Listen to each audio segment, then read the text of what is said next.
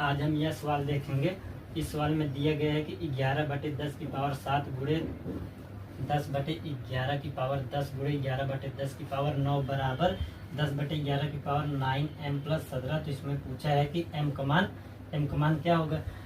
तो इस तरफ यहाँ पर दिया है कि 10/11 और इस तरफ ये एक सिर्फ 10/11 है, बाकी दो ये 10/11 का उल्टा है। तो हम क्या करेंगे, हम सबसे पहले इन दोनों को उल्टा करेंगे। तो हम जब इन दोनों को उल्टा करेंगे तो ये हो जाएगा 10/11, और जब हम उल्टा करेंगे तो पावर जो होता है माइनस में हो जाता है। तो ये पावर प्लस में, तो माइनस में होगा तो -7 हो जाएगा। और गुणे, और ये 10/11 की पावर 10 ही रहेगा, गुणे ये भी उल्टा कर देंगे तो ये भी हो जाएगा 10/11 की पावर -9।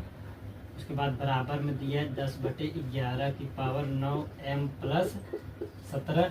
अब जब आधार समान रहता है तो घात जुड़ जाता है। तो ये हो जाएगा 10/11 की पावर, अब जब घात जुड़ जाएगा तो ये 9 7 16, ये -16, और -16 में +10 जब जोड़ेंगे तो ये आ जाएगा -6 बराबर 10/11 की पावर 9m + 17। अब जब दोनों तरफ आधार समान रहता है तो घात बराबर हो जाता है। तो ये हो जाएगा -6 बराबर 9m + 17। अब ये +17 इस तरफ है तो इस तरफ आएगा तो -17 हो जाएगा। तो ये हो जाएगा -17 - 6 बराबर 9m।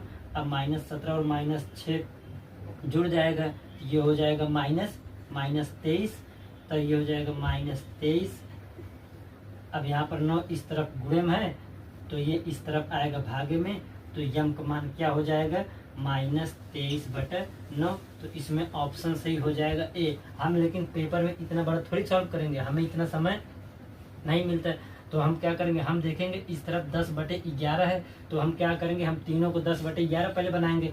तो हम अपने दिमाग में सोचेंगे कि अगर हम इसको 10/11 बनाएंगे तो ये माइनस में हो जाएगा, और ये तो 10/11 है ही, इसको हम नहीं पलटेंगे। और इसके बाद इसको भी जब पलटेंगे तो ये भी माइनस में हो जाएगा। उसके बाद हम दिमाग में ही सोचेंगे कि इन तीनों का आधार समान है तो ये तीनों जुड़ जाएंगे। जब ये तीनों जुड़ जाएंगे तो माइनस माइनस जुड़ जाएगा। तो ये हो जाएगा 9 7 16, -16 और -16, और ये +10।